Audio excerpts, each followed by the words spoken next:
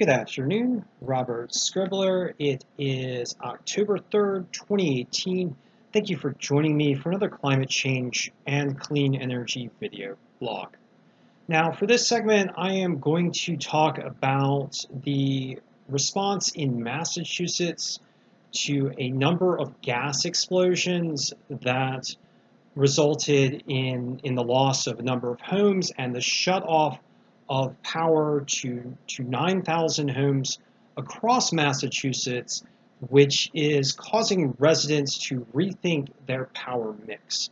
But before I get into that, I'd like to talk about how renewable energy is growing in the US and talk about the reasons why renewable energy is growing. First off, renewable energy is much more attractive than fossil fuels for a number of reasons, one of which is because renewable energy itself, through the process of generation, does not contribute to the harms caused by human-caused climate change or the overall very scary trajectory for the global climate system that comes from continuing to burn fossil fuels. So if you replace fossil fuels with renewables, you have the opportunity to get to a net zero carbon emission society. And once you get to net zero, then you can really start to look at activities and processes that can get you into a net negative carbon-based society range. However, in order to get to net zero, you have to fully transition to renewable energy. There's really no way to economically get to net zero otherwise. And the reason is that the cost of renewable energy falls as you scale the production of renewable energy, and many of the renewable energy sources, such as wind and solar and water, are provided by the environment, so the fuel is free. So all you need to do is manage to scale the technology, and through economies of scale, you can considerably reduce the net cost of energy. And in many cases now, with wind and solar, the energy source itself is less expensive than fossil fuels in certain markets.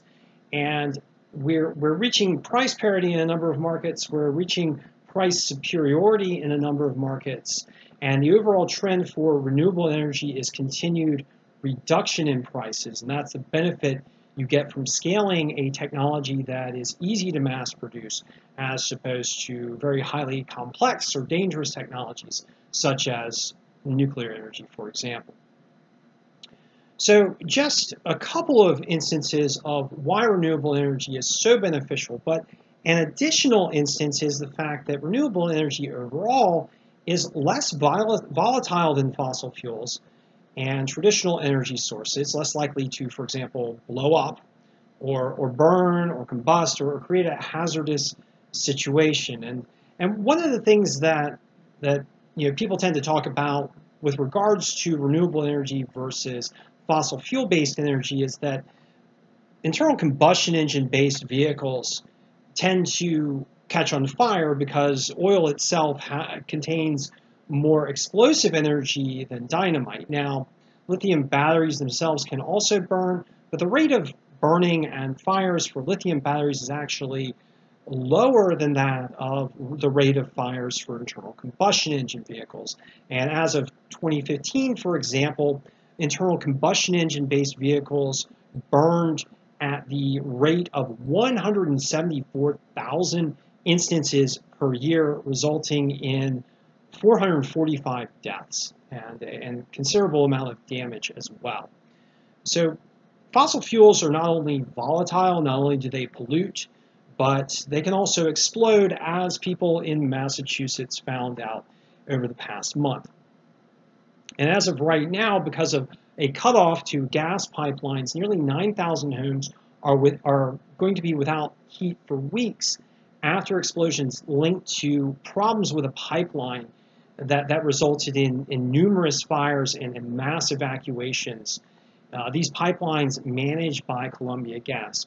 Now, according to recent reports by Phil McKenna over at Inside Climate News, Columbia Gas is now offering alternatives to gas-based power. And this has community leaders and environmental advocates calling for electrification of homes in this region and the installation of low-cost ways to heat homes, such as heat pumps. And in order to do this, there would have to be some investment and some looking at ways to transition the homes. But overall, if we're going to deal with human-caused climate change, and if we're going to have an energy transition, we need to transition homes to electric-based systems.